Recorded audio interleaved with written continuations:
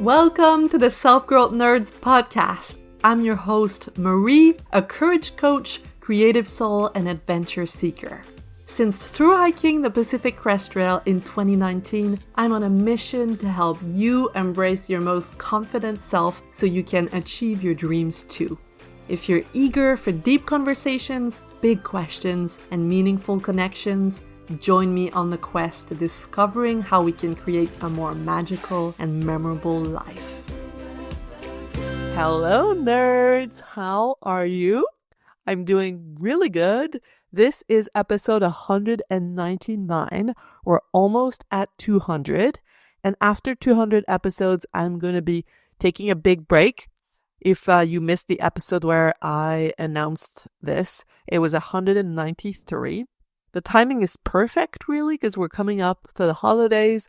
I'm going on a trip with my partner, and I'll get to just kick back, relax, and think about what I want to do next that feels most true to me.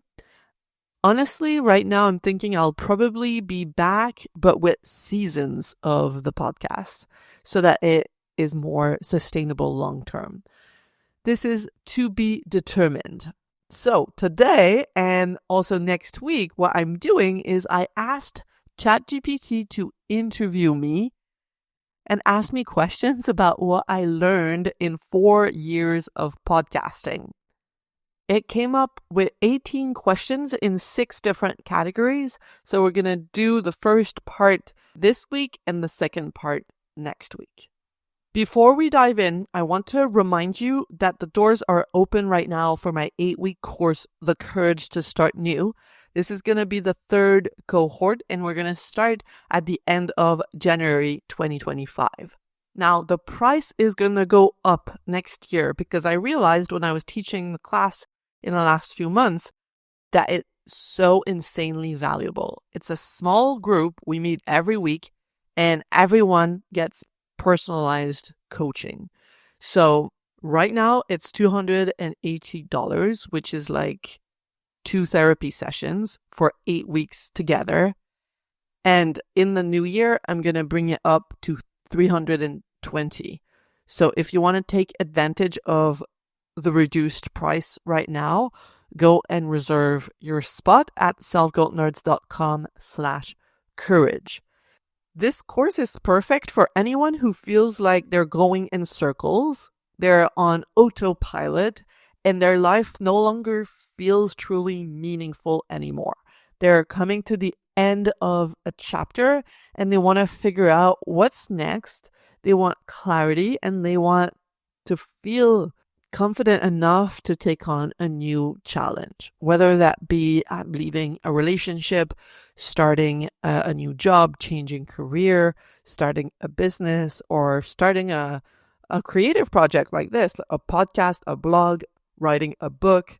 This course is for you to get out of confusion and overwhelm and procrastination and into action so that you can look back on your life and not have regrets. You can look back and be so proud of how brave you were to pursue what was calling you. All right, I can't wait to see who I will meet in the next cohort of The Courage to Start New.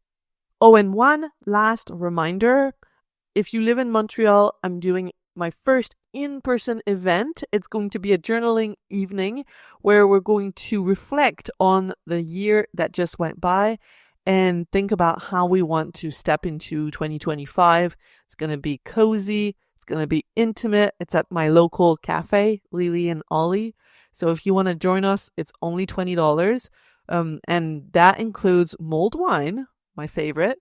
Or if you're sober, there's going to be some holiday tea.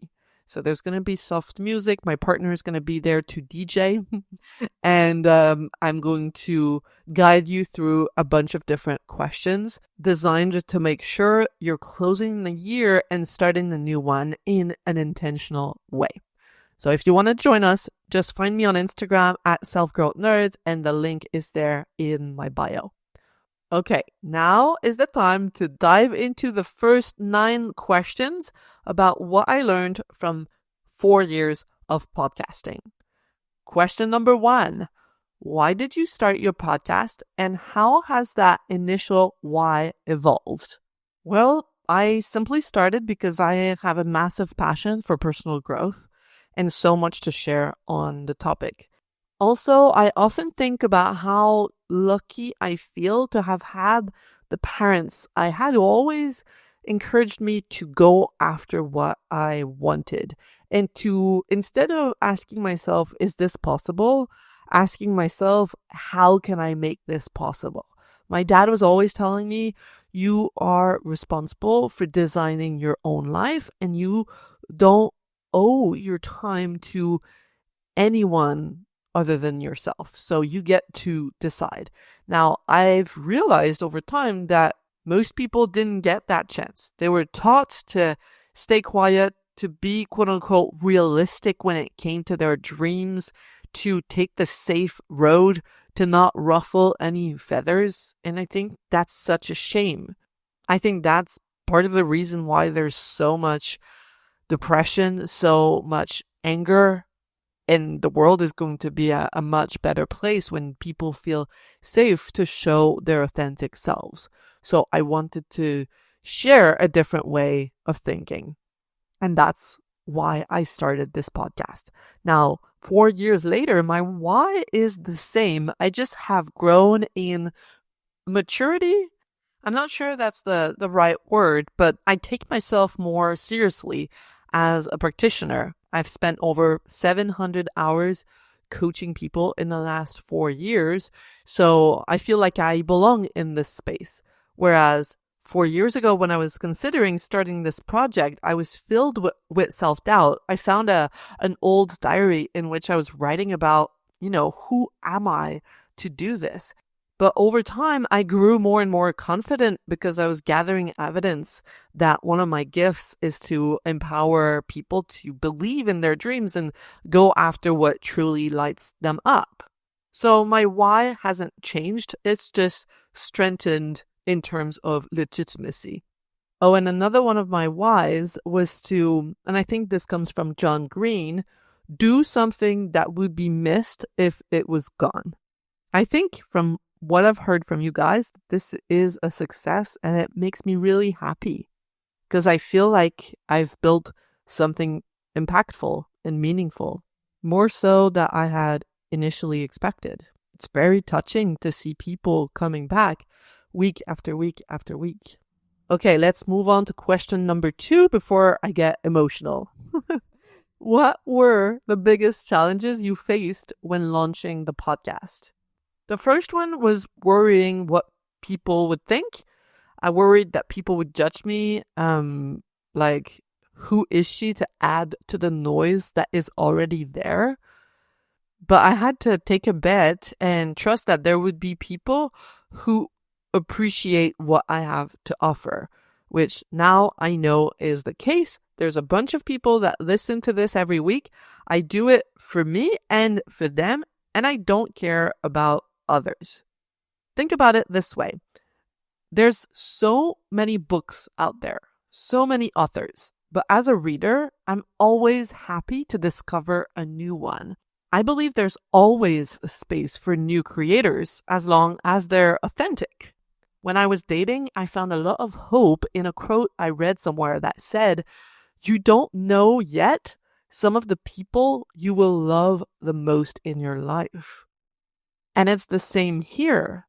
There will be podcasters and authors, musicians, artists who have a massive impact on your life and you don't know they exist yet.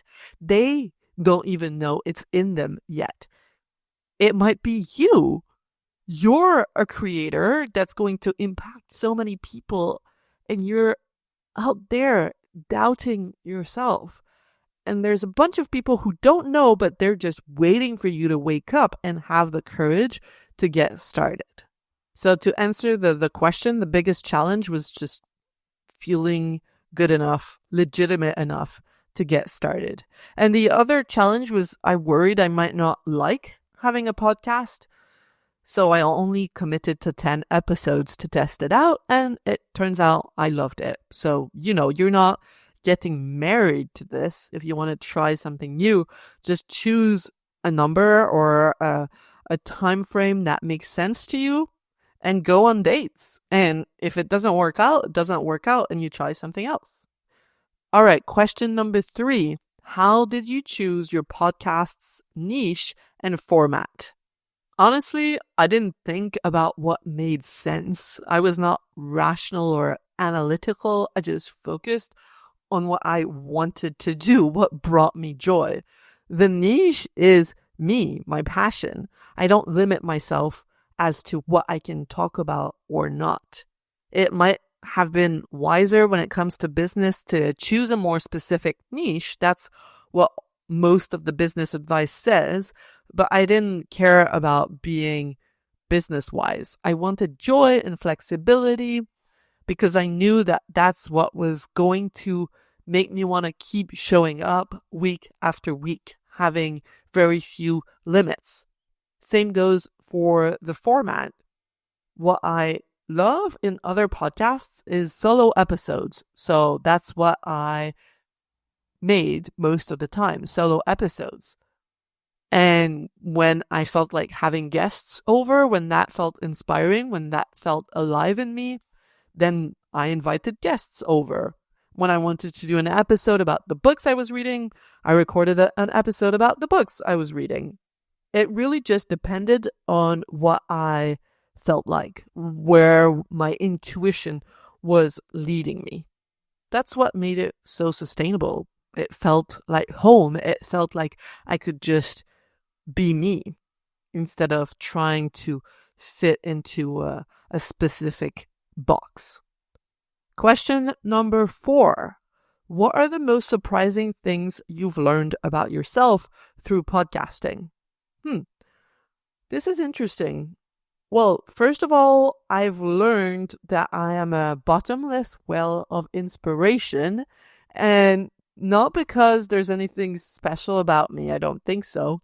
Sure, I'm a creative person, but I believe anyone can come up with something to talk about every week if they are curious and if they pay attention to the world around them. It's just a way of being that you develop when you choose to commit to a creative practice like this one.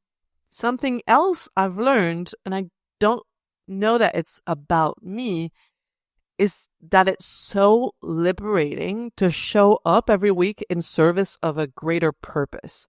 It's not about me and how I feel in the moment. I get to set my feelings aside and show up because I initially decided that I would and told a bunch of people that a podcast would be coming out every Monday. It just removes all the mind drama. Just like when I was through hiking the Pacific Crest Trail, whenever mind drama wanted to show up, I was like, are you done walking? No, you're not. And so you keep going. It's not a decision. There's no decision fatigue. I don't have to decide whether or not I'm going to show up. I just do because I said I would. Having a clear purpose makes every decision easier. I remember in the lead up to my through hike, whenever I was going somewhere and wondering, should I drive or should I walk there? The answer was easy. I'm going to walk there if it's possible. There's a simplicity in that I really love. But this only becomes possible when you make a serious commitment. It's the reward of making an important decision in your core. You don't have to then make tons of tiny, exhausting decisions every day. Question number 5. How has podcasting influenced your personal and professional growth? This is a big one. I've come up with 5 things, even though there's probably 22. First, it got rid of a lot of my perfectionism. When you have to produce an episode every week, you simply can't afford to be a perfectionist if you want to, sleep and eat and spend time with your friends. Limited time means you can't focus on details. I constantly had to remind myself that accepting that not every episode will be high quality is the only way to manage showing up every week. The Vlogbrothers often come to mind. John Green and Hank Green, they've been making videos on YouTube for more than 15 years. Some of their videos are quite boring, to be honest, but allowing themselves to be imperfect is what makes them show up every week and sometimes create the most amazing videos. The other thing that podcasting helped me with is communicating clearly. Because for every episode, instead of just rambling, I would ask myself questions like, how do I talk about this topic in a clear, structured, and interesting way? Do I split this into 3 sections? Where do I share examples? What actionable strategies can I offer? And this forced me to also deepen and refine my thinking. Just like when you read a book, you can read super fast and then put it on the shelf and move on to the next book. But if you take the time to have a conversation about it with a friend or in a book club, or maybe write a review on your blog, you not only develop critical thinking, but you also get to know your preferences and you are more likely to remember and integrate what you just read. Recording an episode every week helped me understand also what's unique about what I have to offer, because I would notice patterns, the topics that kept coming back, and the way I approach them, the way I think about them is unique to me. But that would never have happened if I only recorded 10 episodes. Quantity is useful here, just like an artist, an illustrator has to illustrate lots of different things in order to see, oh, okay, this is my style. This is how I draw a hand. This is how I use light and colors. The more you create, the more you can see how you stand out specifically. Basically, quantity is how you find your voice, how you find your style. There's no shortcut here. You just have to do the work. Another way that podcasting influenced my growth is it pushed me to be more courageous in my life, since I was always telling you all to be brave.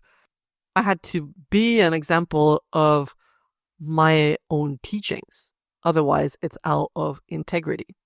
And finally, the 5th way that podcasting has influenced my growth is I've almost created 200 episodes, which means hours and hours and hours of content. This is a massive asset that is kind of timeless. Now, people can search topics on Spotify or Apple Podcast or even just Google, and they stumble upon one of my episodes. I can repurpose the best ones to create blog posts or even to gather them all into a book. This is a huge, valuable body of work that I've created one step at a time, and I'm really proud. It's just going to keep serving me moving forward. And serving lots of other people too. You can go back to your favorite episodes, and there's lots of people that will discover the podcast in the future as well, and will be able to navigate this big library of content that can contribute to improving their lives. Question number 6. I think it's going to be our last one because I'm running out of time. So next week is just going to have to be a longer episode. This question is one of my favorites. It's, what advice would you give to someone starting out in podcasting right now? The first thing I will say is, if you've been thinking about it for a while, you've waited long enough, and you're being a perfectionist. Get scrappy. All you need is a mic. You can order one today. You choose a topic, make a design using Canva, figure out how distribution works, and under a month, your first episode can be out. Everything else that gets in the way is an excuse. You don't have to do this for 4 years like I did.